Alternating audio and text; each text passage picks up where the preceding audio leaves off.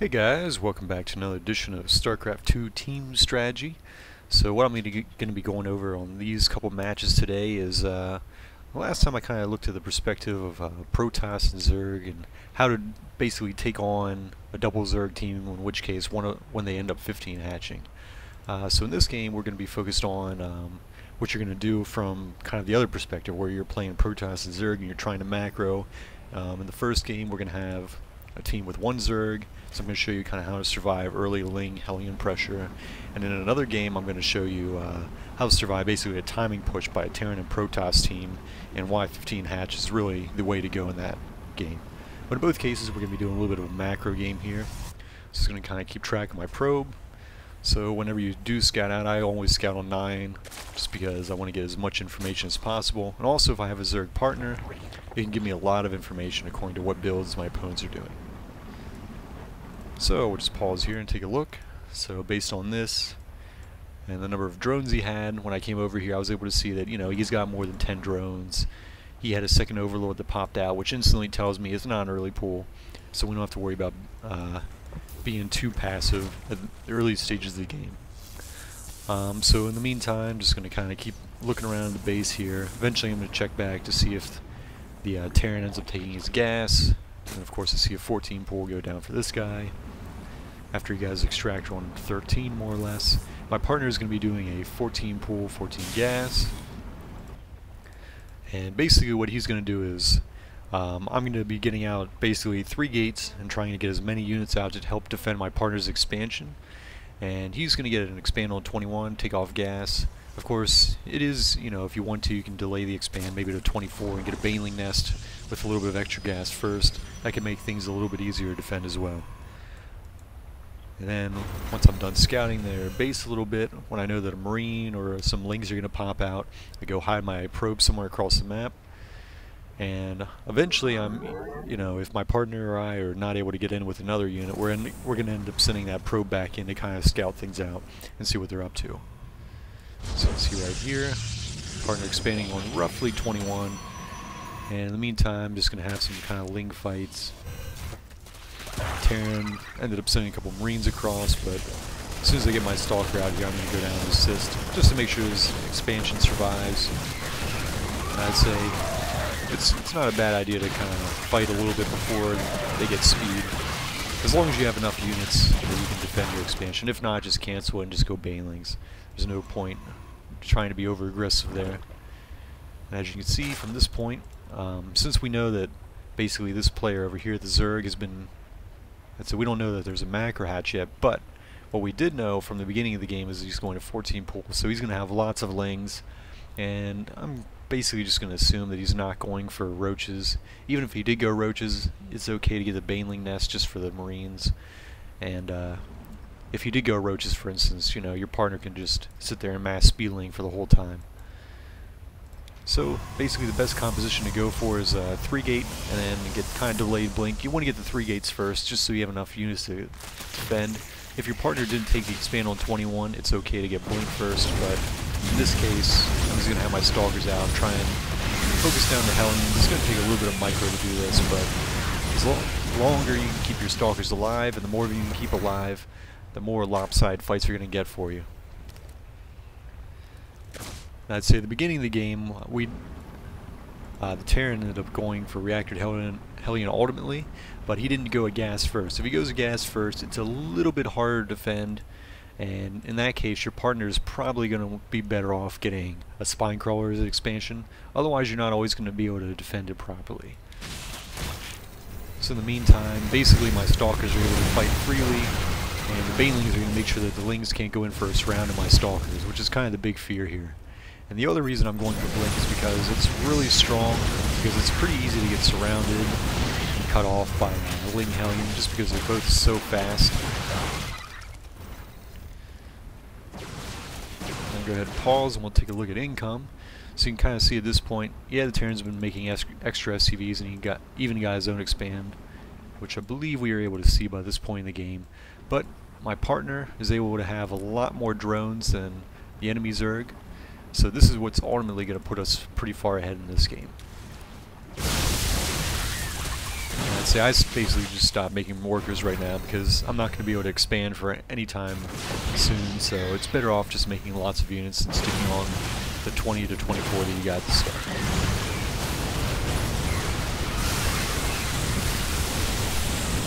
So you guys will probably notice that this game lasts quite a while. I'm not going to show you the whole game because it's not really necessary, but you can basically see at this point in the game, if we look at army, I'd say between my partner and I, we are pretty far ahead. And even though our economies are more or less even by this point, it gives you that nice edge. So you either are ahead in economy at all times, or you're ahead in army, or even you're ahead a little bit in both. So that's kind of the whole point of why it's a great idea to do a 21 expand and then get banelings a little bit delayed in this matchup. Because even with the extra lings that he got from the macro hatch here, he still wasn't able to defeat my partner and I. Alright, well, after that, I think I'll go ahead and get into the next game, and I'll show you basically how to stop a timing push and making sure that you don't over-drone against a Protoss and Terran team. Alright, one sec. Alright, welcome back to part 2 of Protoss and Zerg macro style today. So in this game, you'll notice that there isn't a Zerg on the other team. So anytime you are facing a team that does not have a Zerg and you have a Zerg of your own, you're almost always better off doing a 15 hatch or a hatch first build of any kind, because that's what's going to put your team the furthest ahead. And whenever you have another player on your team, I'd say you really shouldn't be teching too much, but you should be getting as many units as you can, because oftentimes the other team is going to be able to scout the hatchery right away, unless you hide it somewhere, in which case it's kind of counterproductive because you have units that are split up from your main force. And also it makes it really hard to kind of macro everything if your bases are kind of separated. But in this game, all I'm going to do is just play defensive here and get 3 gates pretty quickly. In the meanwhile, I'm just going to end up scouting the enemy base. I always scout on 9 just to get as much information as possible, and also so that teams don't really have time to block off the front. Because getting denied scouting information means that we have to prepare for a lot more things, which means we have to invest in, you know, maybe detection and a whole bunch of other things, and they might end up just doing like a 48 push and a whole bunch of Marines or something like that. So all my partner's going to end up doing is just making tons and tons of drones. In the meantime, I'm just going to try and keep control of the Xel'Naga tower right here. Now, one thing that you do need to be aware of on smaller maps, such as this one, unless if you spawn a cross map, sometimes what teams will do when they end up seeing that there's a 15 hatch involved, they'll often just, instead of getting gas, they might just throw down a second gateway, and the Terran might cancel his gas to get 2 barracks. If you ever face a team that does this, you're going to be able to scout it, obviously, because your probes are in their base. But what you probably should do instead of going for a gate cyber build is you're better off getting a gate and a forge and getting a cannon up front, because you're not always going to be able to get out units quickly enough to defend it, and if they start building bunkers, if you don't play it just right, you're going to end up losing a lot of games as a result.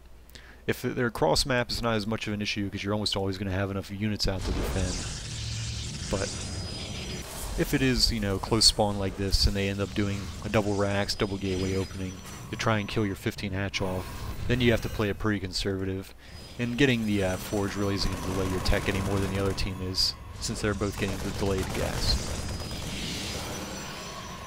So in the meantime, my partners basically just keep getting lots and lots of drones,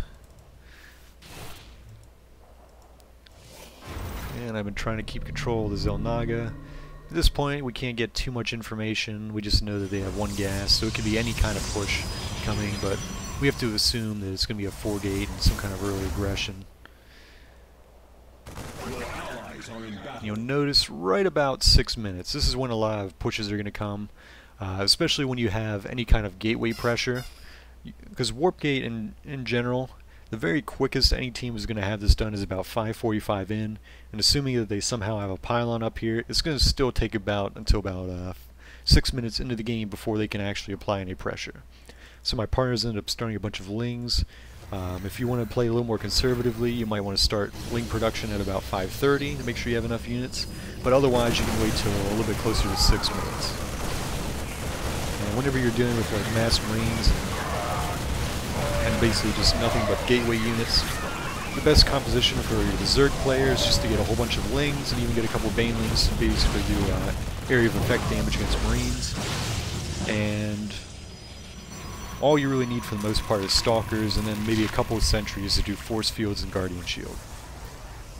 And the combination of those two is going to be the most efficient defense against a Terran and Protoss team that doesn't get Hellions, Colossus, or Archons. Because once they get splash damage in there, then Lings become a little bit less efficient when they're fighting. And if that's the case, then really the Zerg player ends up needing to get basically some roaches in there. And as a Protoss player, if they honestly go tech units like that, you're probably going to have some Immortals out, except for maybe against Marauder Hellion. But in that case, you know, lots of Stalkers is usually going to be able to hold that pretty efficiently.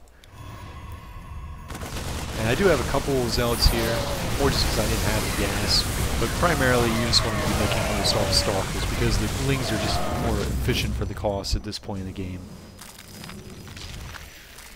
And as you can see, we pretty much crushed their push at this point. And we'll just take a look at income.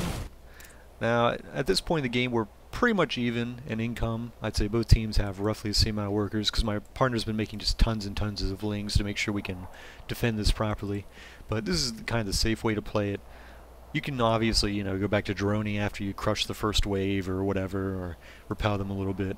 But we just like to play it safe and to get a little bit of map control with the extra army size, because you'll notice at this point, after we've taken out both of their waves of units, we are way ahead in army.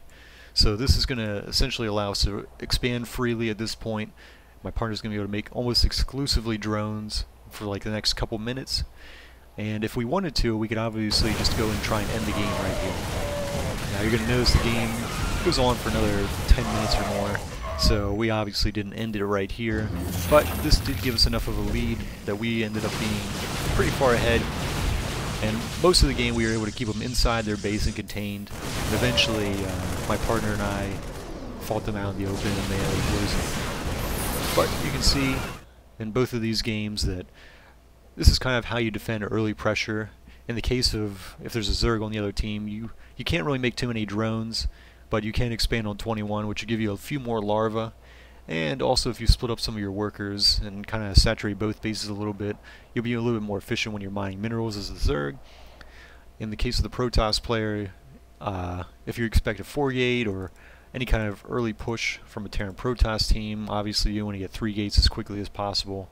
Same case when you're going against a Terran and Zerg team, you want to make sure that in that case you'll want to go for blink. When you're going against Terran and Protoss, it's pretty frequent for one of these teams to either go DTs or Banshees, so I almost always go 3-gate and then get a Robo. And normally I'm able to get an Observer out easily by 6:30 to 7 minutes in the game, so DTs almost never win the other team the game when I do this opening. Alright, well I hope you guys enjoyed this kind of quick video and showed you how to get ahead in macro when you're playing as a Protoss and Zerg team. Obviously it's not as easy to defend because you can't really do full walls with Protoss without, you know, denying yourself the ability to get out on the map. But either way, you are able to get pretty far ahead, especially when you're facing a team that doesn't have a Zerg. Alright, thanks for watching guys, and I'll have more videos for you very soon.